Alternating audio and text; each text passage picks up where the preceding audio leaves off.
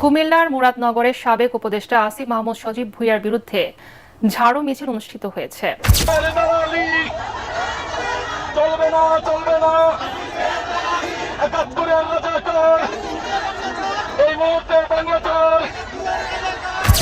আসিফ মাহমুদ তোর বাবা একটা দুর্নীতিবাজ, স্কুলকে ধ্বংস করে দিয়েছে।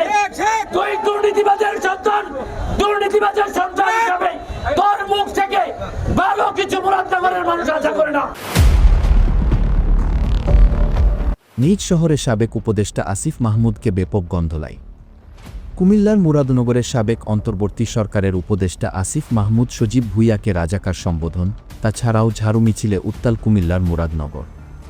এ সময় এক বিক্ষোভকারীকে বলতে শোনা যায়, আসিফ মাহমুদের বাবা একজন দুর্নীতিবাজ, স্কুল থেকে শুরু করে একটি প্রতিষ্ঠানকে ধ্বংস করে দিয়েছেন।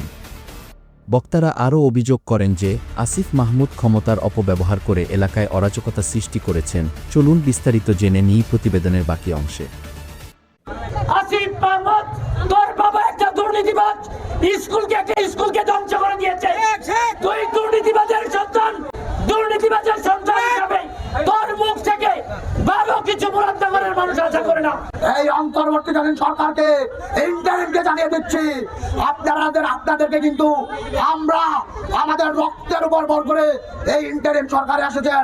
না হয় ডক্টর মোহাম্মদ ইউনূস আপনিও কিছুদিনের মধ্যে হাসিনার ফ্যাসিস্ট কারাগারে প্রেরণ হতেন।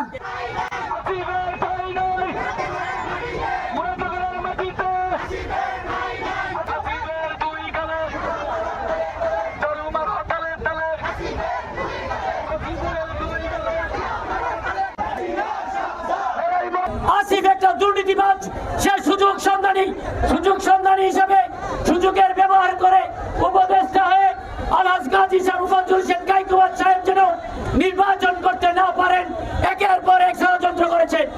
পদত্যাগ করেও তার ষড়যন্ত্র বন্ধ হয় নাই। সে এনসিপির মুখপাত্র হয়ে গতকালকে একটি বিবৃতি দিয়েছে আলহাজ গাজী শাহ মুফাজ্জল হোসেন কায়কোবাদ সাহেবের বিরুদ্ধে। আসিফ মাহমুদ তোর বাবা একটা দুর্নীতিবাজ, স্কুলকে ধ্বংস করে দিয়েছে। তুই দুর্নীতিবাজের সন্তান হিসাবে তোর মুখ থেকে ভালো কিছু মুরাদনগরের মানুষ আশা করে না।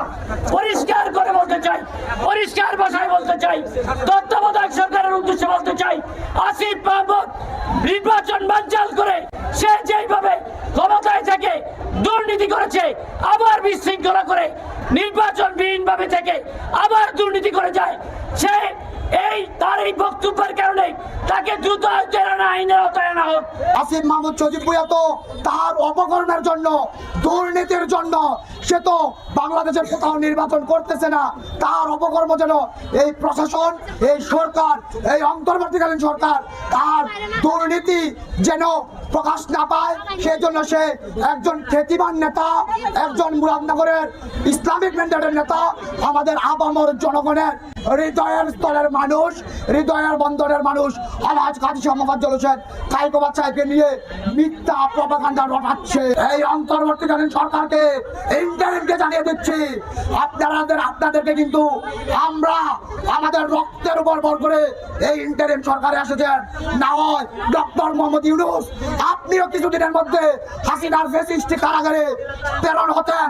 আমরা বলে দিচ্ছি, যদি একজন খ্যাতিমান মানুষকে আপনার সাবেক উপদেষ্টা, দুর্নীতিবাজ উপদেষ্টা যদি আর একটিবার অযথ বাক্য উচ্চারণ করে, আমরা ঢাকা চট্টগ্রাম মহাসড়ক অবরুদ্ধ করে তার বিচার চাবো। আবারও কোনো একটা আন্ডারস্ট্যান্ডিং এর মধ্য দিয়ে এবার জনগণকে আবার প্রতারিত করার মতো কোনো ধরনের লক্ষণ যদি আমরা দেখি, আমরা কিন্তু নির্বাচনের দিন পর্যন্ত বসে থাকবো না। আরও একটি পাতানো নির্বাচনের চেষ্টা চলছে জানিয়ে তা প্রতিহত করতে ভোটের আগেই রাজপথে নামার হুঁশিয়ারি দিয়েছেন জাতীয় নাগরিক পার্টির মুখপাত্র আসিফ মাহমুদ সজীব ভুঁইয়া। 6 জানুয়ারি রাজধানীর আগারগাঁওয়ে নির্বাচন ভবনে প্রধান নির্বাচন কমিশনার এএমএম নাসির উদ্দিনের সঙ্গে বৈঠক শেষে গণমাধ্যমের সঙ্গে আলাপকালে তিনি এই হুঁশিয়ারি দেন।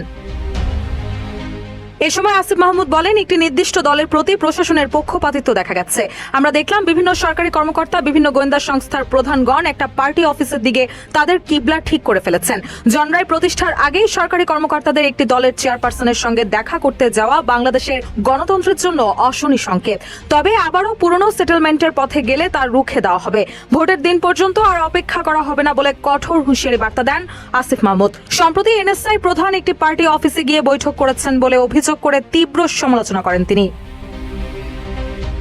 ভোটের পরিবেশ নিয়ে তিনি আরো বলেন, চিহ্নিত সন্ত্রাসীদের জেলের বাইরে রেখে সুষ্ঠু নির্বাচন সম্ভব নয়।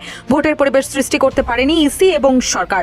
এই অবস্থায় ইসির প্রতি সম্পূর্ণ আস্থা রাখতে পারছে না এনসিপি। এমন পরিস্থিতিতে নির্বাচন হবে কিনা তা নিয়ে শঙ্কা রয়েছে। এছাড়াও ইসির সমালোচনা করে এনসিপির মুখপাত্র আরো বলেন, মনোনয়নপত্র যাচাই বাছাই নিরপেক্ষতা বজায় রাখা হয়নি। বড় দলের পক্ষে কাজ করছে রিটার্নিং অফিসার। আপিলের ক্ষেত্রে ইসির নিরপেক্ষতা না থাকলে সুষ্ঠু নির্বাচনের সক্ষমতা নিয়ে প্রশ্ন উঠবে। এদিকে জাতীয় পার্টির আগামী নির্বাচনে অংশগ্রহণ নিয়ে প্রতিবাদ জানিয়েছেন আসিফ মাহমুদ। তারা যাতে ভোটে অংশ নিতে না পারে সে বিষয়েও নির্বাচন কমিশনে অভিযোগ করেন তিনি। একদিকে ফ্যাসিবাদের সহযোগে আখ্যা দিয়ে জাতীয় পার্টিকে নির্বাচন থেকে বাদ দেওয়ার দাবি তুলেছে, অন্যদিকে ভোটের আগেই প্রশাসনের একটি অংশের আগাম পক্ষপাত নিয়ে গুরুতর অভিযোগ তুলেছেন। আসিফ মাহমুদ সজীব ভুইয়ার একচ্ছত্র আধিপত্য আমরা দেখেছি। আসিফ মাহমুদ সজীব ভুইয়া সরে যাবার পর আসিফ নজরুল ক্রীড়া মন্ত্রণালয়ের দায়িত্ব নেবার পর থেকে ক্রিকেট বোর্ডের উপর একটা নগ্ন নিয়ন্ত্রণ প্রতিষ্ঠা করেছে। তাদের যে দালাল ক্রিকেট বোর্ডের প্রেসিডেন্ট আমিনুল ইসলাম বুলবুল, আমি ভেবেছিলাম এই ব্যক্তি অনেক মেধাবী, অনেক প্রজ্ঞাবান, অনেক ভালো বুঝেন, তিনি আফগানিস্তানের ক্রিকেটকে ঢেলে সাজিয়েছেন, তার অনেক পরিকল্পনা হয়তো বাংলাদেশ ক্রিকেটের কাজে লাগবে। আমরা অনেকেই ভেবেছিলাম নাজমুল হাসান পাপন চলে যাবার পর হয়তো বা বাংলাদেশ ক্রিকেটের স্বর্ণালী যুগ আরো বেশি সামনে চলে আসবে। কিন্তু প্রকৃতপক্ষে আমরা কি দেখতে পেলাম? নাজমুল হাসান পাপন থাকাকালীন ক্রিকেট বোর্ডে যতটা দুর্নীতি না হয়েছে তার থেকে বেশি দুর্নীতি হয়েছে এই গত 17 মাসে, এবং এইটা বলতেছে খোদ ক্রিকেট বোর্ডের একজন পরিচালক। মুস্তাফিজুর রহমানের আইপিএল খেলা ইস্যু নিয়ে যে নাটক করতেছে, এই নাটকের পুরোপুরি ভুক্তভোগী হবে বাংলাদেশ ন্যাশনাল ক্রিকেট টিম এবং বাংলাদেশ ক্রিকেট বোর্ড বিসিবি। বড় বড় যে স্পন্সর গুলো আছে সেগুলো প্রথমে হারাবে।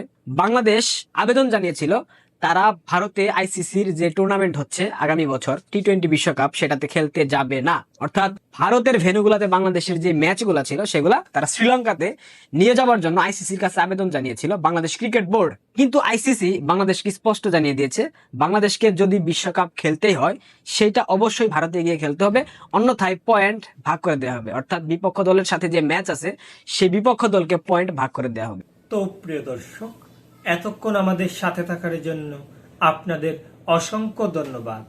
আর হ্যাঁ, নিজ শহর কুমিল্লার মুরাদনগরের মানুষ সাবেক উপদেষ্টা আসিফ মাহমুদের উপর এমন বিক্ষোভ মিছিল আপনাদের কাছে কেমন লেগেছে? তিনি কি আদতেই ভালো মানুষ নিজ এলাকার মানুষের কাছে? এই বিষয়টি নিয়ে আপনাদের কি মতামত তা অবশ্যই আমাদের কমেন্ট করে জানাতে ভুলবেন না। আর হ্যাঁ, আপনি যদি আমাদের এই চ্যানেলে নতুন দর্শক হয়ে থাকেন তাহলে অবশ্যই চ্যানেলটি সাবস্ক্রাইব করে বেল বাটনটি অন করে রাখবেন। আজকের মতো এখানে বিদায় নিচ্ছি, দেখা হচ্ছে পরবর্তী কোনো একটি ভিডিওতে। ভালো থাকবেন সবাই, ধন্যবাদ সবাইকে।